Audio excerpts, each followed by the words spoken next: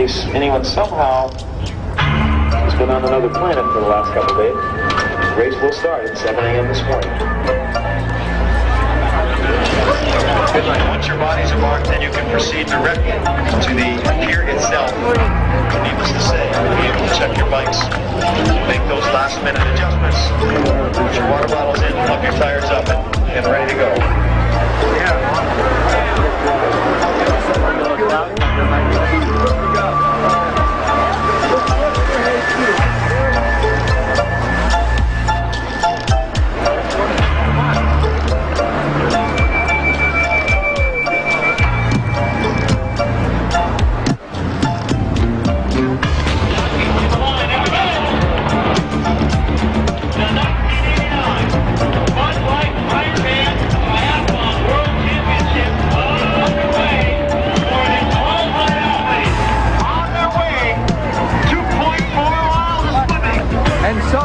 The 13th Ironman triathlon is underway.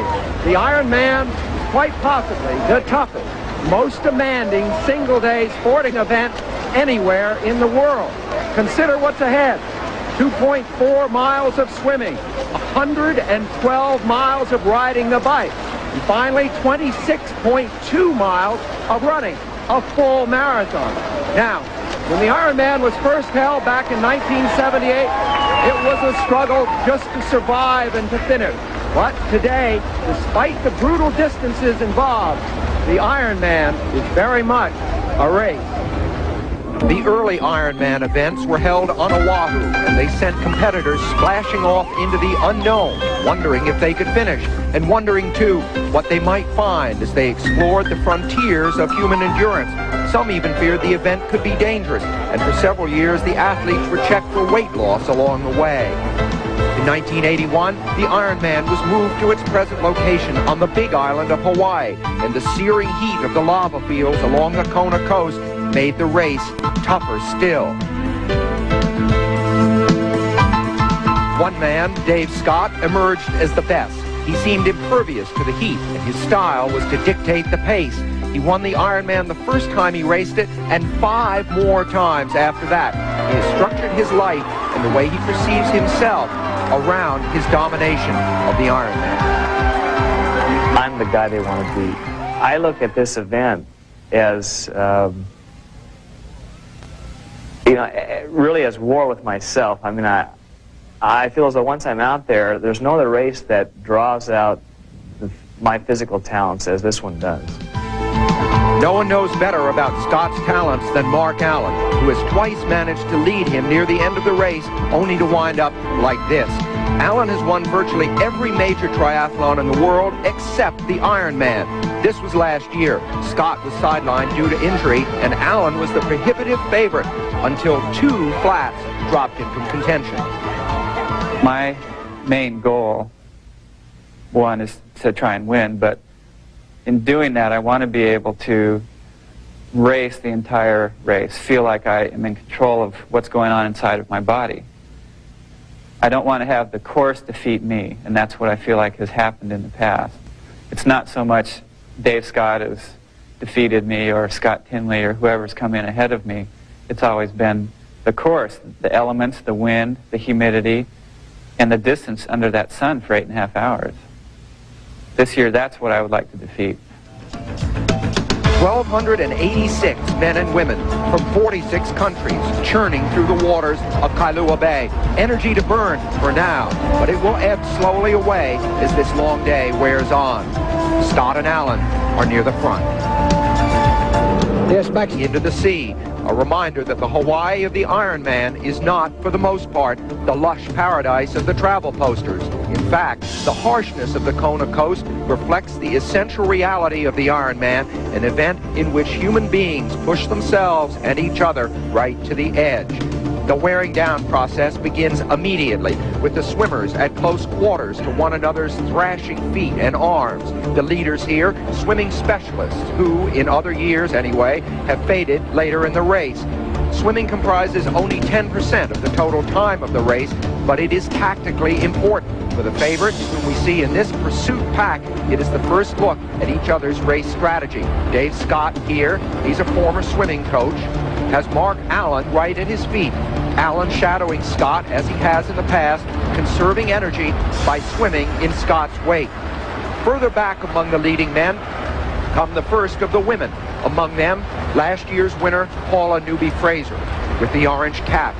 Quite possibly, there is no athlete in this race more suited to the rigors of the Ironman than Paula Newby-Fraser. In her rookie year 4 years ago, essentially untrained and with no expectations, she finished third, a natural endurance athlete, both in her physical makeup and in terms of temperament.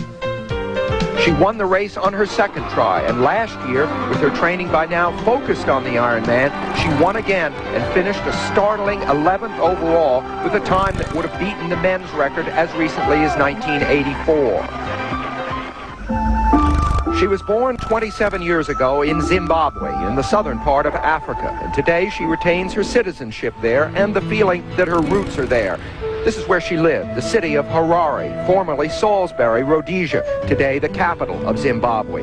From childhood, Paula was involved in competitive situations, in swimming, ballet, karate, and after college, when a friend urged her to enter a triathlon, she won it, which led to the Ironman, which led to a move to San Diego, which led to a life committed to triathlon, where her excellence makes her a rival for even the top male athletes.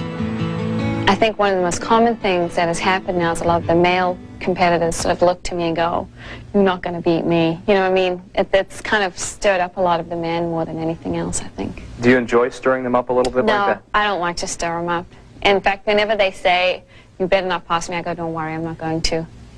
Meantime, in the back of my mind, I'm going, "Yeah, I'm coming to get you." Paula riding with her boyfriend Paul Huddle, also a top triathlete. Typically she trains alone and with great intensity, a regimen that led to last year's Ironman win, possibly the finest performance ever by a female endurance athlete. It was just one of those days that probably maybe only happens once in a lifetime, and you know, I have to be in the, myself or anybody else for that matter, has to be in the right physical state and the right mental state to achieve that. And I don't know if it'll come again, but I think it can be done. More than 1,200 bikes massed on the pier in the foreground, waiting for their riders to emerge from the water. And here they come, the leaders of the swim in a sprint. Wolfgang Dietrich of West Germany on the right, American Rob Mackel on the left, racing for the $1,500 bonus awarded to the winner of each segment. Dietrich out first, followed by Mackel as they head for the shower area where they can rinse off the salt before they change for the bike segment. But they run right through the showers. There are no timeouts in the Ironman. These transitions are very much part of the race. They pick up the bags which contain their biking clothes and run on into the changing area. Bill Penn, third. Remember, if history is any guide, many of these top swimmers are specialists who are not expected to do as well in the biking and running. Wolfgang Dietrich heads for his bike. One of the volunteers holds it ready for him. Dietrich's time for the 2.4-mile swim, 48 minutes, 13.9 seconds. The first of the favorites coming out of the water, Dave Scott. After missing the race last year, it must be good to be back in the thick of it. Scott through the showers. That's Mark Allen right behind, followed by more of the top men. Dietrich, this is just his second Ironman. Scott, as always, very fast in the transitions. These are not everyday bikes. Each one costs roughly $3,000. Here comes a barefoot Mark Allen. His shoes are already attached to the pedals. Scott underway. Allen is undefeated in the last 9 triathlons he has run, including the World Championship in Avignon, France. The leading women starting to come ashore. Kirsten Hansen, she was third last year. Now Paula.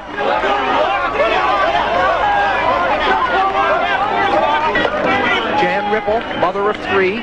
She wins other triathlons, but in 2 tries here, she has suffered terrible muscle cramping.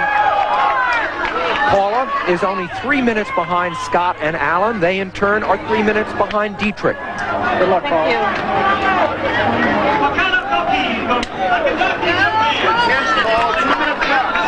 112 miles of biking to go. The route of the bike course is along the coast of Hawaii, the southernmost and biggest of the islands Captain Cook discovered back in 1778. Like the other islands, Hawaii consists of volcanic mountains. Mauna Loa, still an active volcano, is on the right. Mauna Kea, almost 14,000 feet high, is on the left. The bike course runs north, slicing through lava fields. Rolling hills are followed by a steady climb to the turnaround point at the tiny village of Hawi. The return trip is downhill and fast at first, and then it's back to the flatter terrain of the lava fields, where the average rainfall is less than 1 inch per year. And in those lava fields, on the highway they call the Queen K, Wolfgang Dietrich with the sun coming up on his right. Dietrich's lead over Scott and Alan, 3 minutes at the end of the swim, is down to 2.5.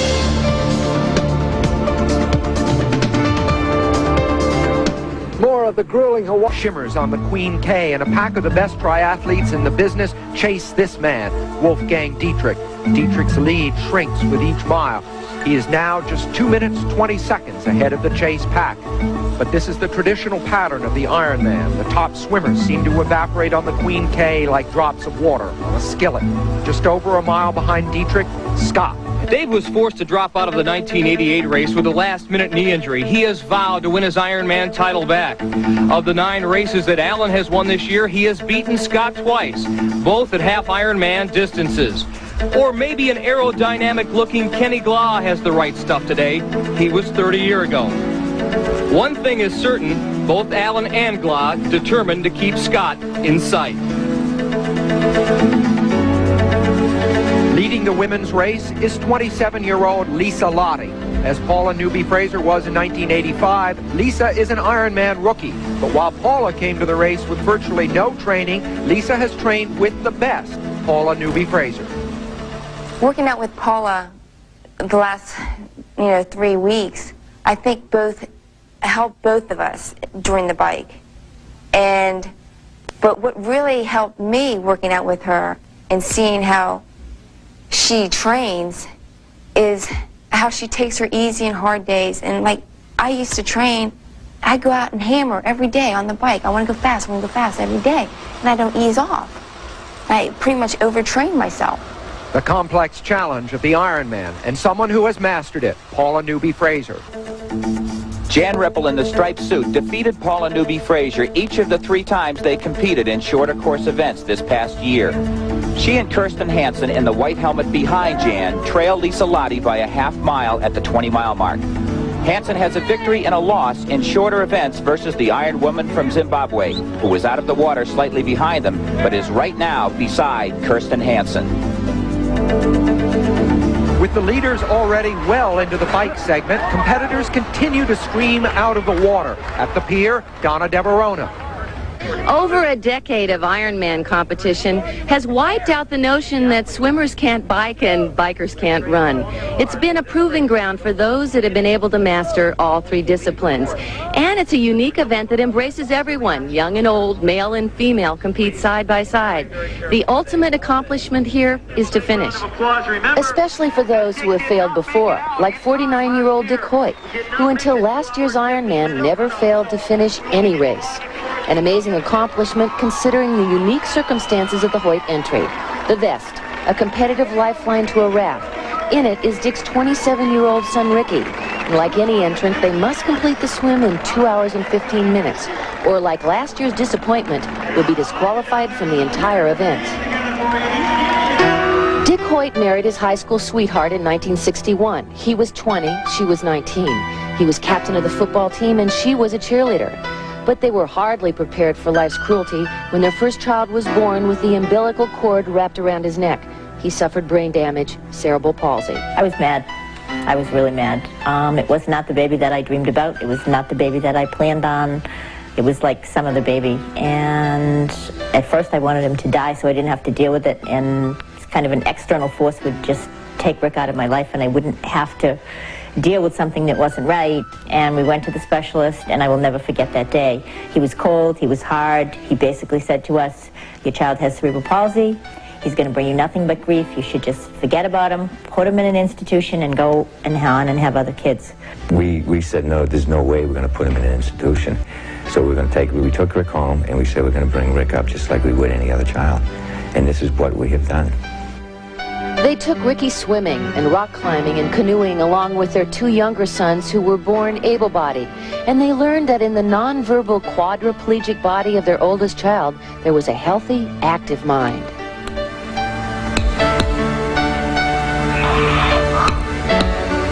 Rick learned to communicate using a computer, spelling out with excruciating patience the words he'd like to say. He speaks here through an interpreter, his friend and aide. My greatest fear is not being respected as a person with an okay mind. People see me and assume that I'm not smart. Rick is now a junior at Boston University studying special education. He shares an apartment with a friend, and other students assist Rick with his personal care and schoolwork. Being disabled is the only thing I've ever known, so it's hard to make a comparison to being able-bodied. Sometimes it's very difficult because I have to depend so much on others. But at least I have choices, and I make my own decisions about how my life will be. He made one of those decisions at the age of 16 when he asked his father to enter a 5K race with him. He knew exactly what he wanted. We get that picture of Rick, the first race he ever ran. And he's got the biggest smile you ever saw in his life. It goes from one end of his head to the other, you know. And he's almost coming out of the chair, you could see it. And then that night, after that very first race, he went home on his computer and wrote, Dad, when I'm running, it feels like I'm not even handicapped. The 5K led to a 10K, then to marathons, and now triathlons. Along the way, Dick Hoyt has become an outstanding age group athlete, and he could compete easily without Rick, but he won't. He drives me, and there's just something that happens to me when I get behind that chair and start pushing him, and we just can go faster. I don't want to do it on my own. I have no desire to do it. Not at all. Why not? Because I've never done one on my own. It's Rick to get me into it. Why should I go and do it on my own? I just don't have no desire to go out there and do it. It wouldn't be the same. I wouldn't know what to do. What am I going to do with my arms? Unlike last year, they finished the swim with time to spare, 1 hour and 54 minutes. The Hoyts have earned their spot here in the triathlon, having completed 10 Boston marathons and 2 other triathlons of the Ironman distance. There's no special treatment for the Hoyts. Dick alone must transfer his son to a specially designed bike. He must strap him in carefully, making sure he's balanced so there are no falls on the steep hills ahead.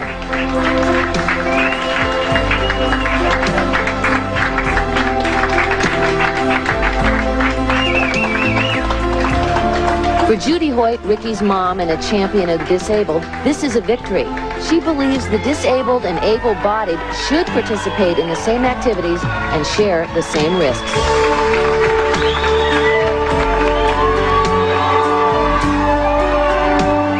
Years ago, when the first Ironman was held, it was a frontier of sorts, a race that was about pushing past the limits of the human body. Watching the Hoyts, it seems not much has changed.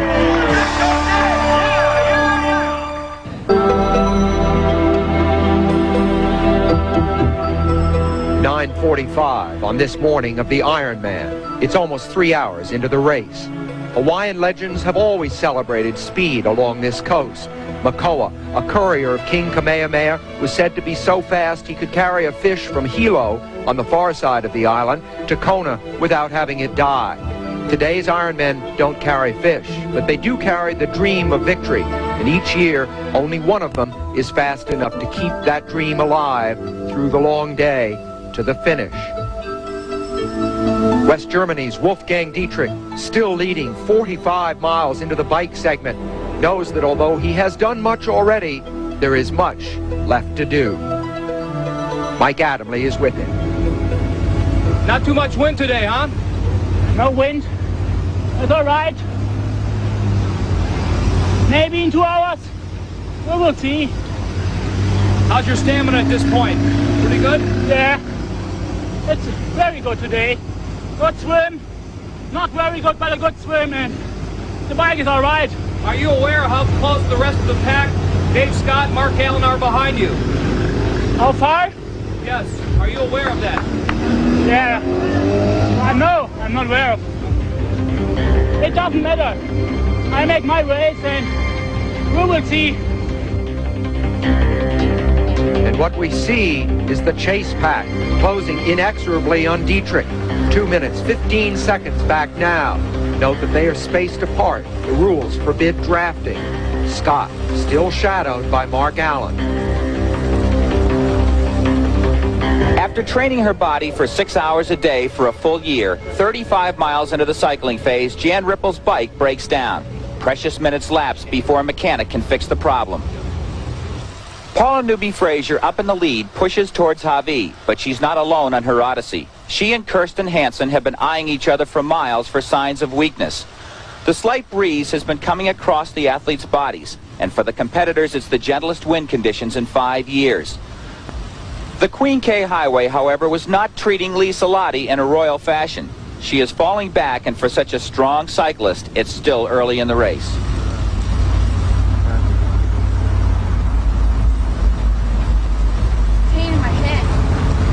A headache is a unique problem to have less than halfway through this event. 2 years ago, while training on her bike, she was hit by a truck and suffered a fractured skull.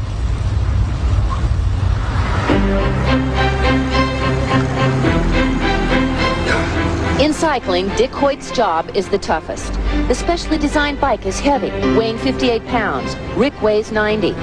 Every time Rick needs water, he communicates the only way he can, a wave of the arm. And this can happen at any time and on any grade of hill. Dick's challenge?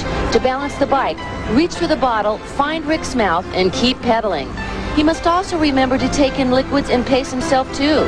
There's still over 100 miles to go on the bike.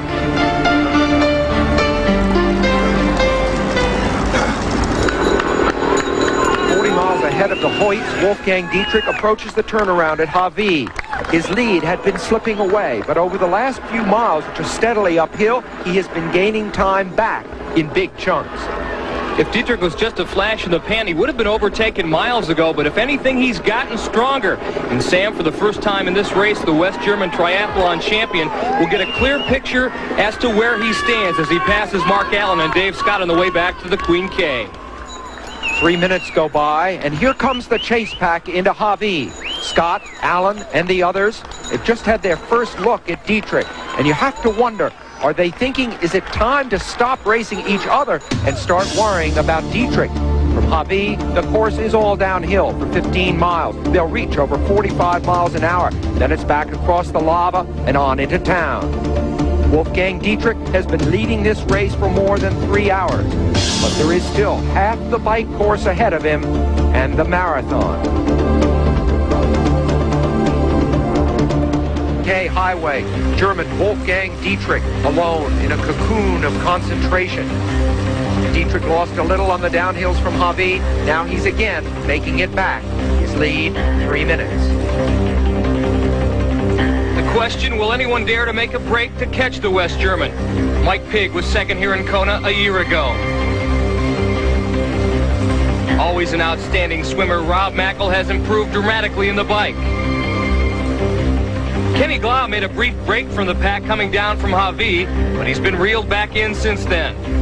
Mark Allen talked about patience before the race. So far, he's resisted the temptation to put the hammer down, as has Dave Scott. Apparently, Dietrich's lead not yet deemed threatening. Can the West German keep up this pace? He has had the lead from the very beginning. And what's truly remarkable, he's been racing alone. Unlike Scott and Allen, he's had no one to gauge his performance with, just his own inner clock. Dietrich is 80 miles into the race. The point Dave Scott says the Ironman really begins. If Scott is right, then Dietrich begins with a 3-minute lead, and his pace is fast. He's roughly 9 minutes ahead of Scott's record pace. For Paula Newby-Fraser, her weekly effort of 7 miles of swimming, 200 miles of cycling, and 60 miles of running is paying off. Although cycling better than ever before, Kirsten Hansen's instincts tell her she's pushing her 5'3", 102-pound frame too hard. And 75 miles into the bike phase, she backs off. Newby-Fraser is now alone at the front. I'm feeling okay right now. Did you put a third trying to pull away from Kirsten? Nope. I maintain the same pace. Is she back there? I guess she's gone. Hawaiian volcanoes often revolt against the inner pressures of the Earth's core. Lisa Lottie's body appears to be revolting also. She struggles badly and is now 7 miles behind. An athlete's iron, potassium, salt, and fluids must be at their maximum entering this event. Lottie is fading so quickly that one or more of these nutrients may be below par. 60% of our body weight is water, and it is critical during the race itself to replace the potassium, iron, salt, and fluids which burn off so quickly in this 100-degree heat. Doctors say that if the appropriate nourishment is not taken in this event, that the athlete would be forced to stop 4 hours into the competition and would have lost by then 10% of their body. Finally, a goal in sight, Ricky and Dick approach Hawi and the turnaround point, aware that the uphill cycling battles are almost behind them. To prepare for this event, the Hoyts have been competing every weekend for a year. And while Rick was in school, Dick trained alone, pushing a 100-pound bag of cement in Ricky's biking and running chairs, all to challenge the Queen K Highway. But as most triathletes will tell you, no first-timer can anticipate the heat, the monotony, and the unforgiving hills. The Ironman means different things to different people, but it cannot mean more to anyone than to this father and his son. Dietrich of West Germany has led most of the way since the start at 7 o'clock this morning. First came the swimming, 2.4 miles in Kailua Bay, then the biking, 112 miles. Dietrich now is at the Kona Surf Hotel, where after a quick change of clothes, he will begin the running segment of the race, a marathon, 26.2 miles. Dietrich has been pursued relentlessly by 6-time Ironman winner Dave Scott, and Scott, in turn, has been unable to shake off Mark Allen. These two sweeping down the final hill toward the Kona Surf Hotel as Dietrich prepares to lead. The last miles of the bike course have seen Dietrich's 3-minute lead reduced to roughly 2 minutes, and Scott and Allen have broken away from a pack with which they rode throughout most of the bike segment. From 6 contenders, there are now just 3.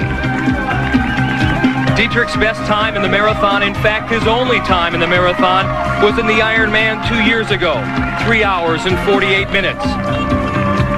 As Dave Scott and Mark Allen head for the transition area, their personal bests in the marathon over an hour faster than Dietrich's. Dave Scott and Mark Allen are triathlon's definitive rivalry. In previous Ironman battles, Allen has tried to break Scott with his speed, only to break himself. He has learned from his mistakes. Today, instead, he has matched Scott mile for mile.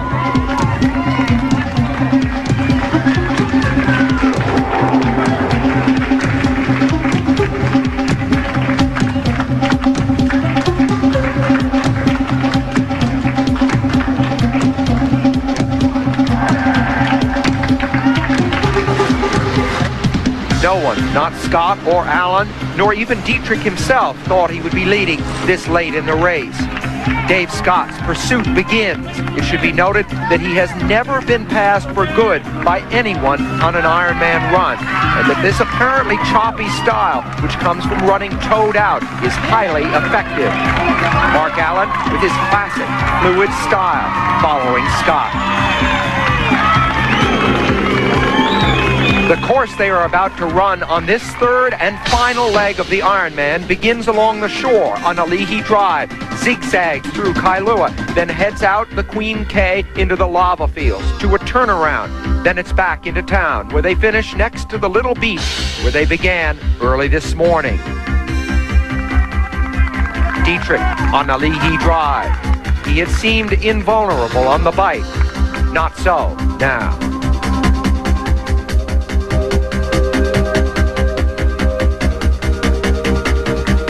Closing in with each stride, Scott and Allen.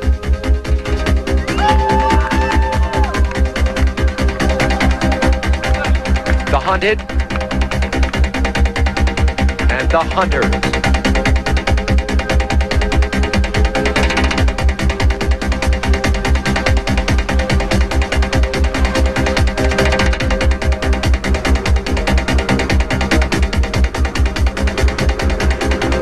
Miles into the marathon.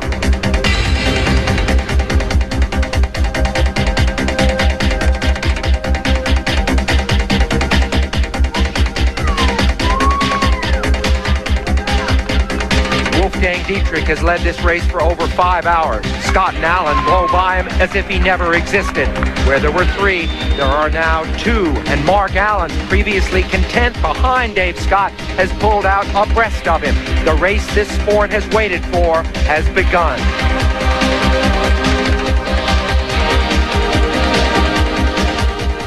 Well, that Hawaii triathlon doesn't get Man triathlon, but her pace to this point is 1.5 minutes behind what it was last year when she won the women's race and finished 11th overall. Possibly the strongest performance ever by a woman in endurance sports. Sam, she fractured her arm in a fall from her bike several months ago and was forced to stop swimming and biking for close to a month. So she focused on her running, and now it may pay. Dave Scott and Mark Allen have covered a little over 4 miles now. They're averaging approximately 6 minutes per mile, which would put them in the vicinity of a 2-hour and 40-minute marathon, something that's never been done before to the Ironman. The natural rivalry between Scott and Allen is heightened because they are so fundamentally different. They are at different stages of their lives. They are different in temperament and lifestyle, different in the way they train. Scott is from Davis, California, a rural farming community to the west of Sacramento. Near his home are stretches of road almost as solitary as the Queen K. Here, Scott is content to train alone, to set his own pace, just as he always has in the Ironman. By contrast, Mark Allen lives by the beach in San Diego, in the epicenter of the professional triathlon community, a world in which super fitness is the ideal and in which a compulsive desire to exercise is considered normal.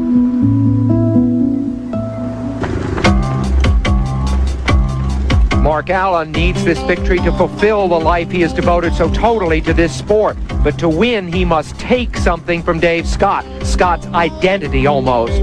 Scott's job is to stop him. See, I want to see. Come on, Mark. Yeah, all right, guys. Right on. See, catch, run.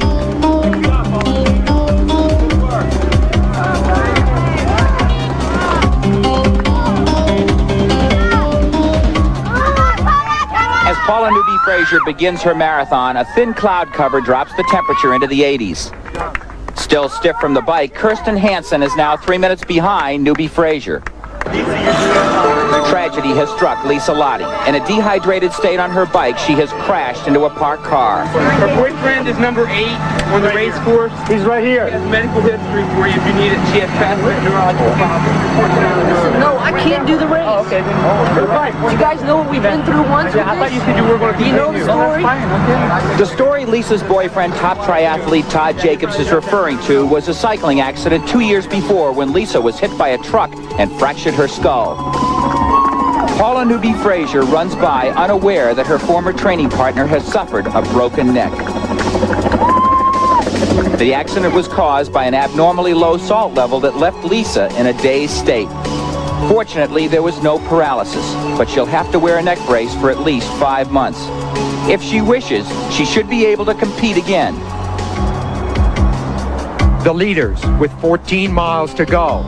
A desolate scene, evoking the sense of loneliness inherent in this sport in which the long hours of training require such self-absorption. Underscoring this, it is interesting to note that Mark Allen and Dave Scott have not exchanged a word since this race began. Scott and Allen are still together. 4 miles to go. Do it! That was Anna, Dave's wife. Hey guys, hang in there. Guys, go. With neither man giving in, Dave and Mark have driven each other to another plateau. They are once again averaging an incredible 6 minutes per mile. It is clear that Scott's 3-year-old Ironman record will be broken. The only question, who will break it? Ice in your head. Ice water. That's smart. Keep it up. Keep going. Go. Right on. Right on. There you go. Right on. In running long distances, athletes are fond of describing their inner focus. They monitor their breathing and heart rate. The rhythmic cadence of their running enhances relaxation. At aid stations, that rhythm can be disrupted, causing precious energy to be wasted. Keep it up. Keep it up.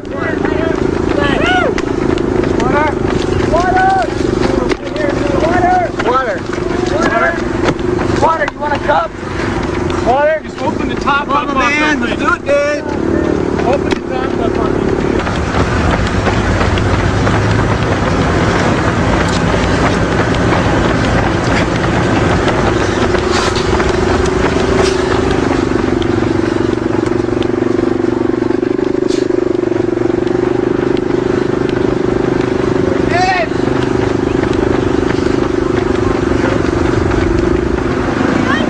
Miles to go. This is the final uphill on the course.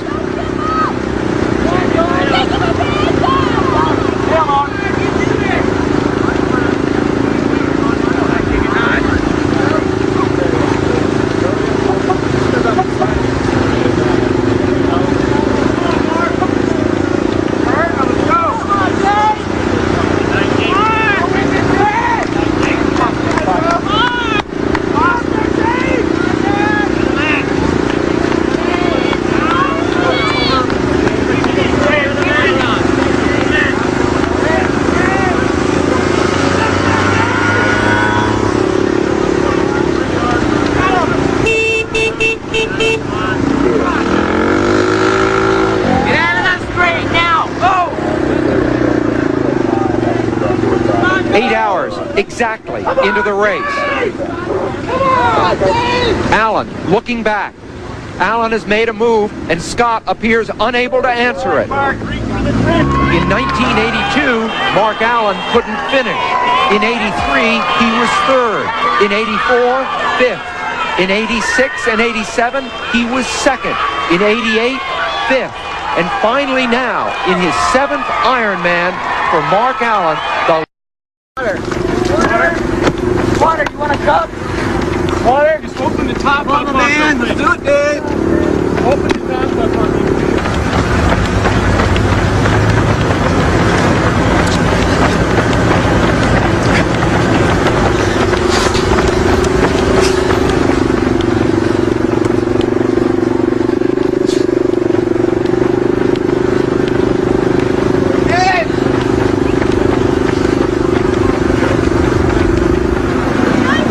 miles to go. This is the final uphill on the course.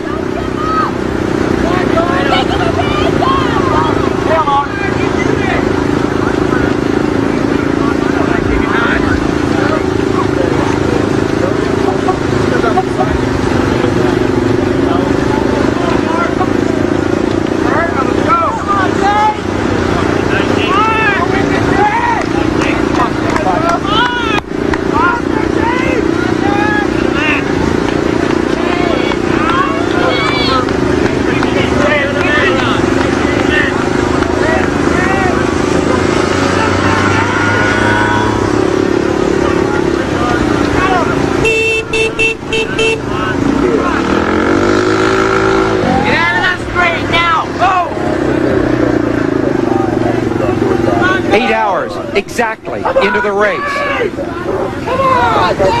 Allen looking back. Allen has made a move, and Scott appears unable to answer it. In 1982, Mark Allen couldn't finish. In 83, he was third. In 84, fifth. In 86 and 87, he was second. In 88, fifth. And finally now, in his 7th Ironman, for Mark Allen, the long quest for victory is over.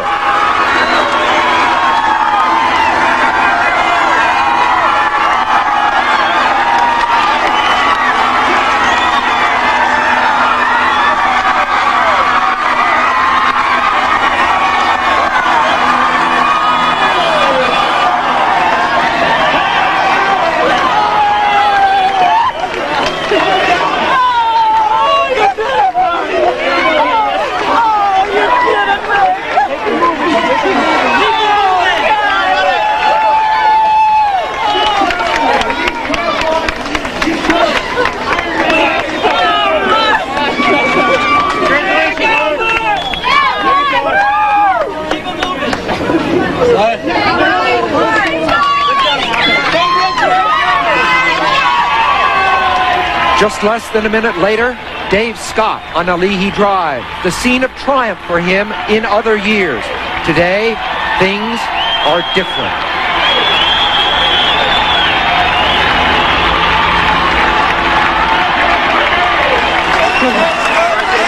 With the men's race in the Ironman over, Allen and Scott top the standings. Mark Allen's share of the prize money, $20,000. Mark, this has been a long time in coming, and Dave Scott before the race said he was going to make you pay for it. It's taken 8 years and a lot of hard races. Dave set a pace out there that was just incredible on the run. I didn't know how we were going to keep it up. Mile after mile, just instead of getting slower, I got faster. But coming into town about mile 24, I had a little bit extra, and I thought, if I don't do it now, I may never do it. Many before the race predicted Dave Scott because he'd won so many times, and they've always said, can Mark do this? Is it physical or is it psychological? I guess you put those doubts away today, even within yourself. Well, I wouldn't have bet against him either. You know, he's got the track record to prove that he's a great racer out here, and really, when you think about an 8-hour event and I beat him by, maybe a minute or something, that's essentially the same time.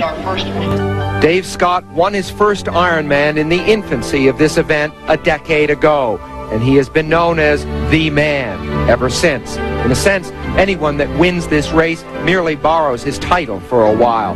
It should be noted that at age 35, Dave Scott has shattered his own previous Ironman record by over 18 minutes. And with this stunning performance, Scott has given Mark Allen something only he could give, the knowledge that he has beaten the very best. For Paula Newby-Fraser, there are no real rivals except herself and the record she set a year ago, a record people said was a fluke she could not repeat.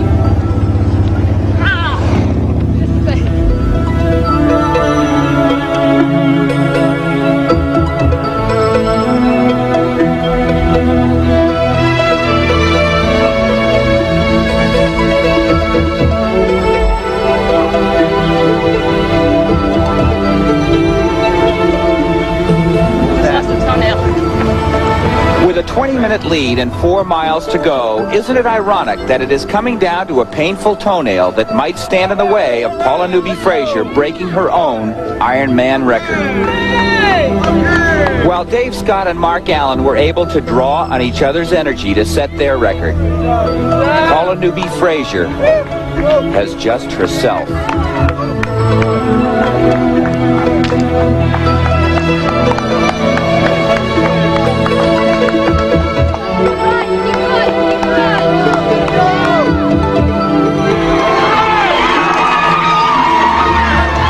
The final 150 yards, the record within reach.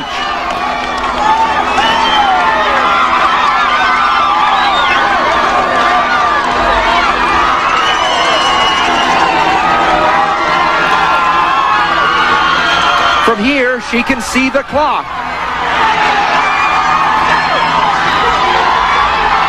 She's got it. After 9 hours of racing, Paula Newby-Fraser has broken her own record by just 5 seconds.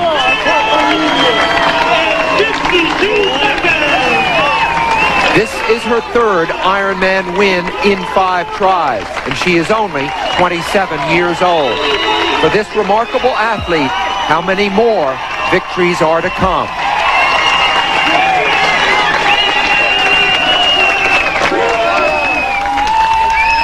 55 minutes after Paula Newby-Fraser finished the marathon, Dick and Ricky Hoyt are completing the bike. They are 35 minutes ahead of the disqualification time. Okay, we'll just hold the bike. No sweat. Got the bike? Nice, Rick. Hey, we're glad you made it. You know? All right. Wants to open the way to go. What's his name? Rick. Good job, Rick. We're glad you're here. You're on time. Yeah, buddy. You're on time, buddy. Woo! You're on time, man. All right. Dick and his son Rick, a victim of cerebral palsy, have been on the course for 10 hours. When Ricky was younger, Dick Hoyt had difficulty coming to terms with his son's disability.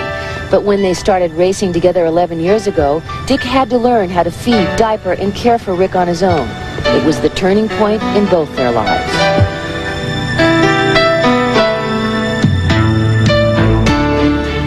At 49, Dick Hoyt is in fabulous physical condition, but without the inspiration of his quadriplegic son, he feels there would be no reason to compete. In other events, Ricky has worried about his dad's zealous devotion, that maybe he pushes himself too hard. If Ricky could put it into words now, he'd tell his dad, pace yourself. Finishing here is the main thing.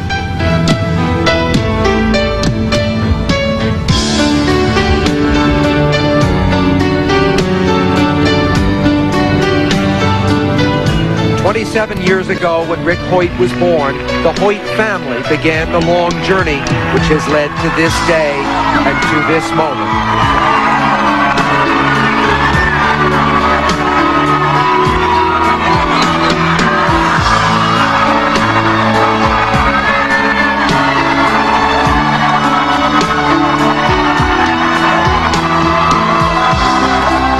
Along the way, this family has faced reality squarely and through love has transformed a life of deprivation into a life of possibility.